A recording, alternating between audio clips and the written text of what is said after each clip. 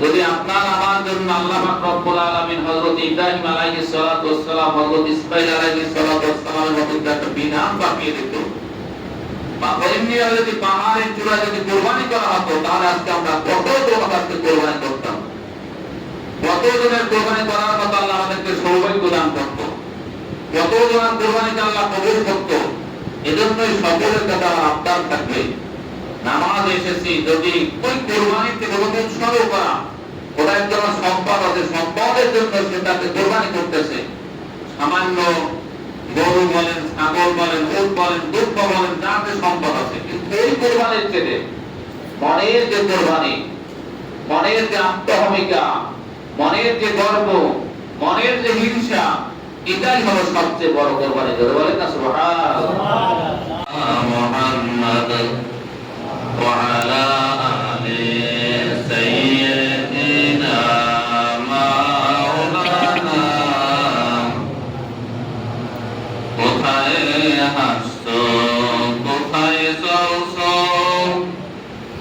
মন কোথায় যাইবা চলিয়া, এই দুনিয়ার মায়ায় পড়ে গেছে তাহা সবাজ ভুলিয়া। আল্লাহুম্মা সাল্লি আলা সাইয়্যিদিনা মাওলানা মুহাম্মদ ওয়া আলা আলি সাইয়্যিদিনা মাওলানা। লা ইলাহা ইল্লাল্লাহ, লা ইলাহা, লা ইলাহা ইল্লাল্লাহ, লা ইলাহা, লা ইলাহা ইল্লাল্লাহ। বহু দূরে মদিনা, আমরা কেমনে যাবো জানি না। দয়াল আল্লাহ দয়া করো, নসিব করো মদিনা। লা ইলাহা, লা ইলাহা ইল্লাল্লাহ, লা ইলাহা ইল্লাল্লাহ মুহাম্মাদুর রাসূলুল্লাহ। সকলে বলে আলহামদুলিল্লাহ। আল্লাহ পাক রব্বুল আলামিনের দরবারে অসংখ্য অগণিত কোটি কোটি শুকরিয়া আদায় করব, এই জন্য যে আল্লাহ পাক রব্বুল আলামিন আমাদের সবাইকে দীর্ঘ একটি বছর পরে ঈদুল আযহা তথা কুরবানির দিনে কুরবানির নামাজ আদায়ের জন্য আসার মতো বসার মতো সুযোগ করে দিলেন। এই জন্য আল্লাহর দরবারে শুকরিয়া স্বরূপ করে আলহামদুলিল্লাহ। লক্ষ কোটি দরুদ ও সালাম সেই প্যারা নবী, নূর নবী, উম্মতের দরদে কান্দার নবী, মদিনার কামলিওয়ালা নবী, যে নবীর উম্মত হওয়ার সৌভাগ্য আপনাকে আমাকে দান করেছেন, সেই নবীর উম্মত হওয়ার কারণে আমরা আল্লাহর কাছে আবারও শুকরিয়া স্বরূপ আলহামদুলিল্লাহ। আল্লাহ পাক রব্বুল আলামিন আমাদের সকলের আজকের এই ঈদের দিন, ঈদুল আযহার দিন, এই দিনকে ইয়াউমুল সাআদা আসমানে বলা হয় প্রতিদানের দিন। এই প্রতিদান দিবসে আমরা যেন আল্লাহ পাক রব্বুল আলামিনের কাছে নামাজ শেষে সকলে যেন কবুল হয়, আমাদের মুরব্বিয়ানে کرام যারা দুনিয়ার মধ্যে চলে গেছে তাদের জন্য দোয়া করে, আমরা যেন কাঁধে কাঁধ মিলিয়ে একাত্মতা ঘোষণা করে যেন এখান থেকে আল্লাহ আমরা বের করে সামনের দিনগুলো যেন শান্তিতে আল্লাহ আমাদেরকে রাখে, ঈমানের সাথে আমানের সাথে সহি সালামতের জন্য আমরা থাকতে পারি। আল্লাহর কাছে সেই তৌফিক দেয়, সবাই বলে আমিন। সম্মানিত হাজিরিন, বছর ঘুরে আবার ঈদুল আযহা আসলো। যে ঈদুল আযহাটা আমাদের পূর্ব নবী হযরত আদম আলাইহিস সালাতু ওয়াস সালাম একবারে যাকে সর্বপ্রথম নবী হিসেবে আল্লাহ এই দুনিয়াতে পাঠিয়েছিলেন, সেই নবীর যুগ থেকে কুরবানিটা এসেছিল। কারণ হলো যখন আদম আলাইহিস সালাতু ওয়াস সালামের সময় জোড়ায় জোড়ায় যখন সন্তান আল্লাহ দিত, প্রথম জোড়ার ছেলে, দ্বিতীয় জোড়ার মেয়ে, তৃতীয় জোড়ার মেয়ে, প্রথম জোড়ার ছেলে, এমনি ভাবে বদল করে আল্লাহ একটা বিধান তৈরি করে দিয়েছিলেন। যে বিধানের কারণে এক জোড়ায় যখন আল্লাহ তাদেরকে সন্তান দান করেছিলেন, ওই সন্তানের মধ্যে প্রথম জোড়া মানে একজন ছিল কালো আর একজন ছিল সুন্দর। রমণীদের মধ্যে যখন সুন্দর এবং কালো যখন দেখা দিল, যার ভাগ্যে কালো ছিল সে এখন সুন্দর ওই মহিলাকে সে বিবাহ করার জন্য সে খুব পাগল করা হয়ে গেছে। তখন আল্লাহ বিধান অনুযায়ী বললেন যে ইজ গররাবা কুরবানান ফাতাকুবিলা মিন আহাদিহিমা, আল্লাহ জানাইয়ে দিলেন কোরআনের আয়াতের মাধ্যমে, ওহীর মাধ্যমে, যাও তোমরা উভয়ে গিয়ে দুজনে কোরবানি করো। কোরবানি করার জন্য যখন সবাই প্রস্তুতি নিলেন, প্রস্তুতি নেওয়ার পরে যিনি ছিল সুন্দর কিন্তু সে ছিল গরিব, আর যিনি ছিল কালো সে ছিল ধন সম্পদশালী, কিন্তু সে এখন তার সৌন্দর্য কালো আর ভাগে পড়ছে, এখন সে কালো জনকে বিবাহ করবে না। তখন বললে যে যাও তোমরা ওই পাহাড়ের চূড়ায় গিয়ে তোমরা কুরবানি করে আসো। কুরবানি মানে উৎসর্গ করা, কুরবানি মানে কি উৎসর্গ করা, মনের যত কালিমা আছে এটাকে দূর করে একমাত্র আল্লাহ সন্তুষ্টি অর্জন করা। এজন্য আমরা সকলে আবার একবার বলি আল্লাহু আকবার, আল্লাহু আকবার, লা ইলাহা ইল্লাল্লাহু আল্লাহু আকবার, আল্লাহু আকবার, লিল্লাহিল হামদ। সকলে জোরে জোরে বলুন আল্লাহু আকবার, আল্লাহু আকবার, লা ইলাহা ইল্লাল্লাহু আল্লাহু আকবার, আল্লাহু আকবার, লিল্লাহিল হামদ। অর্থাৎ যখন তারা কুরবানি করে আসলো, যিনি গরিব ছিল তিনি কিছু ফলফুল জাতীয় বা গম বসি যেটা বলে তখনকার যুগে যেটা ছিল সেটা রেখে আসতো পাহাড়ের চূড়ায়। আরেকজনের ভালো গঙ্গা বা উট বা যেটা ছিল ওই সময় যেটা দামি ছিল সেটা রেখে আসতে পাহাড়ের চূড়ায়। টাকার সাথে যখন যখন কুরবানি করার জন্য ঈদ করবা বা কুরবানান ফাতকুবিলা আহাদুহুমা, যখন উভয়ে যখন কুরবানি করে আসলো, দুইজনের কুরবানির থেকে আল্লাহ পাক রব্বুল আলামিন একজনের কুরবানিকে আল্লাহ কবুল করে দিলেন। অর্থাৎ দুইজনের কুরবানি করতেন, একজনের আল্লাহ কবুল করতেন। অর্থাৎ যিনি গরিব ছিল, যার ভাগ্যের ছিল সুন্দর রমণী, অর্থাৎ তিনি গরিব, তার ওই কুরবানিটা আল্লাহ কবুল করে দিলেন। বলে বলা না সুবহানাল্লাহ। সাথে সাথে যার কুরবানি কবুল হয় না তারটা তো পাহাড়ের চূড়ে রয়ে গেছে, আর আল্লাহ তো তাদেরকে তো আসমান নিয়ে গেছে। বলছে লা আকতুলান্নাকা, আমি তোমাকে হত্যা করে ফেলবো। এখন ভাই ভাইকে কি করবে? হত্যা করবে, কারণ ওই বোনকে বিবাহ করার জন্য। তখন তার বিধান ছিল এটা, এখন তার বিধান কিন্তু হারাম, মুমিন তারা। ওই সময় বিধান ছিল যে, কারণ তখন তো আদম আলাইহিস সালাম এবং মা হাওয়া দুজনেই দুনিয়াতে আসছে, জোড়ায় জোড়ায় ছিল, জোড়ায় জোড়ায় আসতো, উভয়ের মধ্যে একজন আরেকজন বিবাহ করতো। আমি তো আমি তোমাকে হত্যা করবো। আল্লাহ বলছে ইন্নামা ইয়াতাকাব্বালুল্লাহু মিনাল মুত্তাকিন, আল্লাহ যে ওই ব্যক্তি থেকে কুরবানিকে কবুল করবে যে ব্যক্তি তাকওয়াবান, যে ব্যক্তি পরহেজগারী, যে ব্যক্তি আল্লাহকে ভয় করবে। জোরে বলেন না সুবহানাল্লাহ। ঘোষণাটা কার? আল্লাহ। কিন্তু একটা অসময় ব্যক্তি ছিল, আজকে আমরা অনেকে নামাজের জন্য এসেছি, আসলে আল্লাহ রাসূল বলেছেন মান লাহু সাআতুন, যে ব্যক্তির সম্বল আছে, সময় আছে, কুরবানি করার মতো ক্যাপাসিটি আছে, সেই ব্যক্তি যখন নামাজে আসলো, তাইলে কি যারা নামাজ যারা এটা কিন্তু আসার পরে যারা কুরবানি করলো, এটা কুরবানির বিধান। কিন্তু যখন আপনি যখন মাগরিব থেকে যখন বের হলে, কারণ আল্লাহ বলেছেন ইনকুল হিনবে, আপনি বলে দিন ইন্না সালাতি, প্রত্যেক নামাজ আমার নামাজ, অনুসুকি আমার কুরবানি, ওয়াহিয়া আমি জীবন, আমি যে দুনিয়াতে জীবন লাভ করেছি, আমার জীবন দিয়েছে, মামাতে আমার বড় লিল্লাহি রাব্বিল আলামিন, কার জন্য? আল্লাহর জন্য। কার জন্য? আল্লাহর জন্য। আপনার নামাজ, আপনার কুরবানি, আপনার জীবন, আপনার মরণ, এটা কিন্তু সব আপনাদের একমাত্র কার জন্য? আল্লাহর জন্য। যেহেতু দুনিয়ার বুকে আসছি, বেঁচে থাকার জন্য আসছি, এই দুনিয়াতে ক্ষণস্থায়ী, দুনিয়ার পরে আজ আছে কাল নাই, কাল আছে পরশু নাই, আপনার আমার একদিন কিন্তু কবরে যেতেই হবে, কিন্তু কবরে যাওয়ার পূর্বে আপনি যদি পরিপূর্ণ যদি ইমানদার না হয়ে যেতে পারে, ওই কবর হলো একটা ভয়ানক জায়গা, সেটা কিন্তু আপনার জন্য খুব কঠিন একটা পরিস্থিতি আপনার জন্য অপেক্ষমান। বিশ্বাস আসে কি আসে না? যদি বিশ্বাস এখন আসলে অন্যদিকে যদি যায়, এটা আমাদের জন্য শিক্ষা, আমাদের জন্য সকলের কি শিক্ষা। আপনি আমি যত গর্ব করে হাঁটি, অহংকার করে হাঁটি, কিন্তু আমি যে মাটি নিয়ে আমাকে মাটি চাপা দেওয়া হবে, এতে কি সন্দেহ আছে?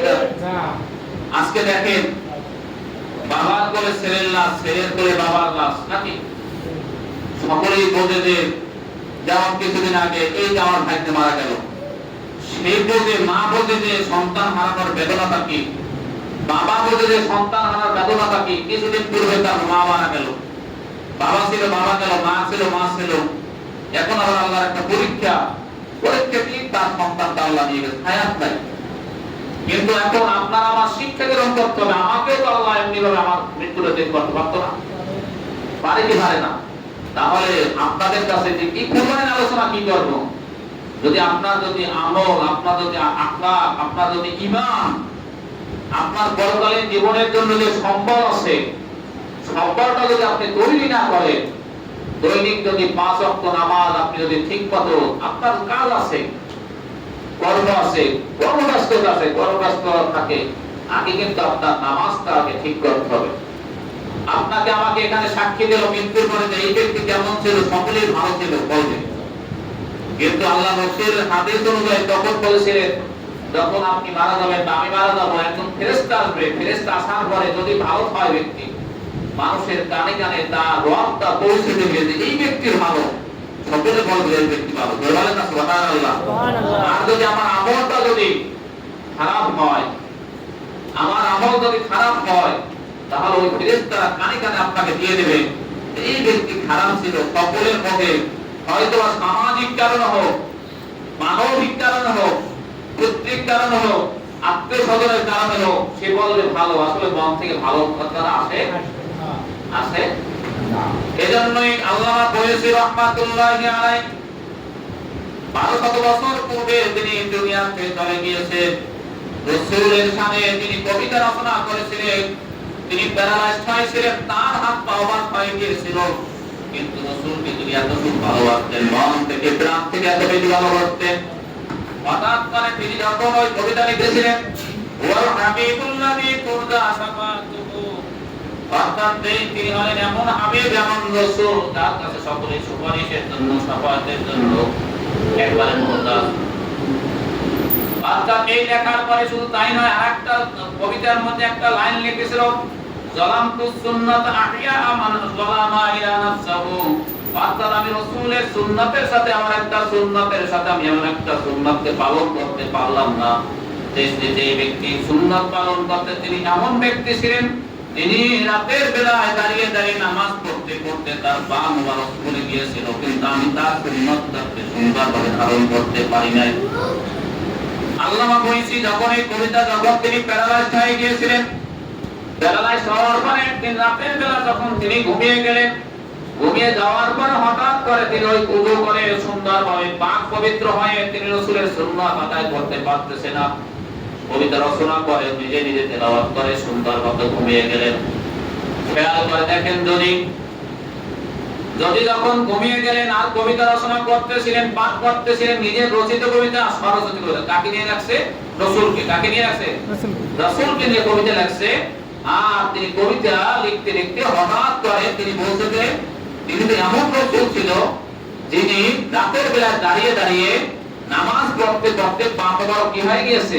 ফুলে গিয়েছে। কবিতা, বাংলা কবি বলতেছে। হঠাৎ করে রাতের বেলা তিনি স্বপ্ন দেখে রাসূলুল্লাহ সাল্লাল্লাহু আলাইহি ওয়াসাল্লাম এসে তার গায়ের উপর একটা চাদর বিছিয়ে দিয়েছেন। বলেন না সুবহানাল্লাহ। আল্লামা বয়সী যখন চাদরটা সরিয়ে ফেললেন, সরিয়ে ফেলার সাথে সাথে তিনি দেখতে পেলেন তার প্যারালাইজড হাতটায় তিনি ভালো হয়ে গিয়েছে, সম্পূর্ণ দিব্যি তিনি সুস্থ হয়ে গিয়েছে। বলেন না সুবহানাল্লাহ। অর্থাৎ রাসূলকে নিয়ে কবিতা লিখে ঘুমের পরে আবার তিনি সাথে সাথে কি হয়ে গেছে? প্যারালাইজড, ভালো হয়ে গিয়েছে। এখন সে ভালো হওয়ার পরে তিনি আরো কবিতা লিখতে শুরু করলেন।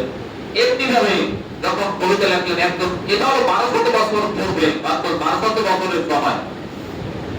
আর শুধু তাই না, আবু জাহেল যখন মারা গিয়েছিল, হাদিস শরীফের মধ্যে এসেছে হযরত ওমর রাদিয়াল্লাহু তাআলা আনহুর ছেলে আব্দুল্লাহ, তিনি একদিন দেখতেছিলেন যে এক ব্যক্তি কবর থেকে বের হয়ে দৌড়াচ্ছে, গলার মধ্যে তার হাদিসের কথা বলছে, অর্থাৎ একটা বেরি পেঁচানো, দৌড় পিছন থেকে সে পানি পানি চিৎকার করে দৌড়তেছে, বলছে আমাকে পানি দাও, পানি দাও। তখন আব্দুল্লাহ পিছের দিক ফেললো যে কে পানি চাচ্ছে, আমি একটু দেখি। পানি দেওয়ার জন্য দেখতেছে তার গলায় আগুনের আঁকটা, সেটা বেরি পেঁচানো। পিছন থেকে কে যেন বললো যে তাকে পানি দেওয়া যাবে না, তাকে পানি দেওয়া যাবে না। হঠাৎ করে তাকে আবার জোর করে নিয়ে আসা, ওই যে বদরের যে কবরস্থান আছে সেখানে আবার কবরের মধ্যে তাকে চাপা দিয়ে রাখলো। দৌড় দিয়ে রাসূলের কাছে গেল যে হুজুর, আমি তো এই ঘটনা দেখলাম, ভারতটাকে আমাকে একটু বলেন। বললেন, তুমি যাকে দেখেছো ইনি হলেন ইসলামের সবচেয়ে শত্রু পাপিষ্ঠ, যাকে কিয়ামত পর্যন্ত এমনি ভাবে আযাব দেওয়া হবে, এটাকে দুনিয়াতে দেখানোর জন্য ইনি হলেন সে আবু জাহেল। বলেন না নাউযুবিল্লাহ, জোরে বলেন না নাউযুবিল্লাহ। এজন্য আল-কবর আউয়ালু মানজিলুম মিন মানাজিলিল আখিরাহ, কবর জগৎটাই হলো পরকালীন জগতের জন্য প্রথম ঘাঁটি। যদি ফাইন না যায়, এখান থেকে যে ব্যক্তি নাজাত পেয়ে যাবে, পরিত্রাণ পেয়ে যাবে, আল্লাহু আল্লাহ তাকে পরবর্তী সকল ঘাঁটিকে সমাজ করে দিবে। বলেন না সুবহানাল্লাহ। এজন্য আজকে আমরা কোরবানি করতে এসেছি, যে কোরবানি করার জন্য আমরা সকলে একত্রিত হয়েছি। সকলে মনের থেকে কালিমা দূর করে, যেহেতু নামাজ পড়তেছে তাতে কাঁধ মিলিয়ে, যাতে প্রত্যেকের হক প্রত্যেকে যেন রক্ষা করতে পারে, এটা সবচেয়ে খেয়াল করবেন। মৃত্যুর পরে কিন্তু আপনার ওখানে সমস্ত সম্পদ রেখে যাবে, ও সম্পদ কিন্তু তারাই ভোগ করবে, আমি কিন্তু ভোগ করতে পারবো। আপনি যদি 5 ওয়াক্ত নামাজ পড়তে পারেন, আপনি যদি ঠিকভাবে চলতে পারেন, তাহলেই কিন্তু সেটা আপনার পরকালীন জীবনে আপনার জন্য পাথেয় বা সংগ্রহ হবে। আর সকলে দোয়া করবে যে একটা অসহায় মানুষ, আল্লাহ তার পরীক্ষা, যেন আল্লাহ তাদের এই পরিবার থেকে এই পরীক্ষায় উত্তীর্ণ হওয়ার তৌফিক লাগে। কিছুদিন পূর্বে আমার কাকি মারা গেল, এবার কিছুদিন পূর্বে তার একটা সন্তানও দুনিয়া থেকে চলে গেল। সকলেই দোয়া করবেন যেন আল্লাহ পাক রব্বুল আলামিন পরিবার থেকে ওই সন্তানের উসিলায় যেন আল্লাহ তাদেরকে মাফ করে, কিয়ামতের দিন যেন তারা সবাই জান্নাতে যেতে পারে, সেটা তৌফিক লাগে। সকলেই সকলের জন্য দোয়া করেন। বিশেষ করে নামাজের সময় হয়ে আসছে, আমরা নির্ধারিত সময়ে নামাজ পড়ব। আর তাদের মুরব্বীরা চলে গিয়েছে, তারা কিন্তু, এজন্য আমি একটা কথা আপনাদেরকে আজকে মেসেজ দিতে চাই, রাসূলের হাদিস অনুযায়ী, যখন আপনি আপনার মা বাবা তাদের চলে গিয়েছে, তাদের কবরস্থানে যাবেন। কি করবেন? কবরস্থানে যাবেন, যাওয়ার পরে সেখানে একটু দাঁড়াবেন। সেখানে কি করবেন? দাঁড়াবেন। দাঁড়াবার পরে অর্থাৎ ওই কবরবাসীরা, এখন কিন্তু এই বর্তমান যুগে এগুলা কিছুই নাই, সব বেদাত হয়ে গেছে। অর্থাৎ তারা কিন্তু কবরবাসীরা সব কিছু দেখতে পারে। আল্লাহ রাসূল বলেছেন, ইন্নাল আম্বিয়া ওয়াল আউলিয়া ইউসাল্লুনা ফি কুবুরিহিম কামা ইউসাল্লুনা ফি বুয়ুতিহিম। অর্থাৎ ওলি আউলিয়া, আল্লাহর নেককার বান্দা যারা রয়েছে, তারা ঘরে বসে যেভাবে নামাজ পড়তো, কবরে বসে তদ্রূপভাবে নামাজ পড়তেছে। বলে বলা যায় না সুবহানাল্লাহ। যখন কবরবাসীরা যখন কেউ হেঁটে যায়, তখন সে তাদের দিকে তাক করে থাকে, কে হেঁটে যায় হয়তো আমার এখানে দাঁড়াবে, আমার জন্য একটু সালাম দেবে, আমার জন্য একটু দোয়া করবে। আপনি তাদের কাছে যখন দাঁড়াবেন, দাঁড়ানোর পরে তাদের চেহারাটাকে ঘুরে আপনাকে দেখবে, দেখার পর আপনাকে চিনে ফেলবে, খুব খুশি হয়ে যাবে, আনন্দিত হয়ে যাবে। যখন আপনি একবার সূরা ফাতিহা পড়বেন, 3 বার সূরা ইখলাস পড়বেন, 11 বার দুরূদ শরীফ পাঠ করার পরে যখন ওই ব্যক্তির জন্য, মৃত্যুর ব্যক্তির জন্য আপনি যখন দোয়া করবেন, তখন তারা দুনিয়াতে যত অর্থ সম্পদ রেখে গিয়েছে, আত্মীয় স্বজন রেখে গিয়েছে, বা পরিবার পরিজন যা কিছু রেখে গিয়েছে, তাদের প্রতি তারা যত সন্তুষ্ট না হবে, তার থেকে আপনার ওই সামান্য দোয়াটুকু রেখে তারা তার থেকে বেশি সন্তুষ্ট হয়ে যাবে। সন্তুষ্টই নয়, তারা আপনার জন্য দোয়া করবে। আমরা ইংরেজিতে বলছি যে অর্থাৎ মৃত্যু ব্যক্তিদের জন্য জীবিত ব্যক্তিদের জন্য দোয়া করে, আর জীবিত ব্যক্তিরা যেমনি মৃত্যু ব্যক্তির জন্য কি করে? দোয়া করে। উভয়ের জন্য কিন্তু কার্যকর, উভয়ের জন্য কি কার্যকর। এজন্য আপনার যারা মুরব্বী আছে তাদের ওখানে দান করুন। তারা যে ডক্টর যদি যাইয়ে তারা দোয়া করা শুরু করেন, তারা তো দোয়ার প্রতি তারা মনোনিবেশ হবে, আপনাকে চিনতে পারে না। এরপর শুধু তাই না, আল্লাহ রাসূল বলেছেন যে মৃত ব্যক্তির কবরে এমন অবস্থা হয়, অর্থাৎ একটা সমুদ্রে যদি কোনো ব্যক্তি যদি পতিত হয়, তারপর যদি ফেলা পায়, ছোট্ট একটু কাঠ পায়, ওটা দিয়ে যে পারে আসার জন্য যে কত আনন্দ খাচ্ছে, খুশি হচ্ছে, তার থেকেও জীবিত ব্যক্তিদের দোয়া পেয়ে মৃত্যু ব্যক্তি তার থেকে বেশি খুশি হয়ে যায়। এটা বলবেন না সুবহানাল্লাহ। এই জন্য এখানে অনেকেরই আছে মা বাবা নাই, আত্মীয় স্বজন নাই, বোন নাই, তাদের সকলের জন্য নামাজ শেষে এখনই নামাজ পড়ো। নামাজ হইল ঈদুল আজহার নামাজ। আর ঈদুল আজহার নামাজ 6 তাকবীরের সহিত এই কিবলামুখী হইয়া এই ইমাম সাহেবের পিছনে আদায় করতেছে। আল্লাহু আকবার। 6টা তাকবীর হবে, খানা পড়ার পরে 3টা তাকবীর হবে, হাত ছেড়ে দেবেন, আল্লাহু আকবার সবাই বলবেন। মুখে মুখে মনে মনে আল্লাহু আকবার সবাই বলবেন। আবার দ্বিতীয়বার দেওয়ার সময় রুকুতে দেওয়ার পূর্বে আবার 3টা তাকবীর হবে। কয়টা তাকবীর? 3টা তাকবীর। এই হলো 6টা তাকবীর। নামাজ শেষে খুতবা হবে। খুতবার সময় কেউ কথা বলবেন না। খুতবা শোনা ওয়াজিব। খুতবা শোনা কি ওয়াজিব। যদি কারো প্রয়োজন থাকে আস্তে চুপ করে খুতবা শোনার পরে সে চলে যাবে। খুতবা শোনার পরে চলে, এরপর আমাদের দোয়া হবে। এরপরে তাবারক আছে, তাবারক দিয়া আমরা কাঁধে কাঁধ মিলিয়ে এখান থেকে আমরা চলে যাব। আল্লাহ আমাদের সকলকে সঠিক বুঝদান করে। আমিন। ওয়া আখিরু দাওয়ানা আলহামদুলিল্লাহি রাব্বিল আলামিন। আসসালামু আলাইকুম ওয়া রাহমাতুল্লাহি ওয়া বারাকাতুহু। দাঁড়িয়ে কথা শুরু করে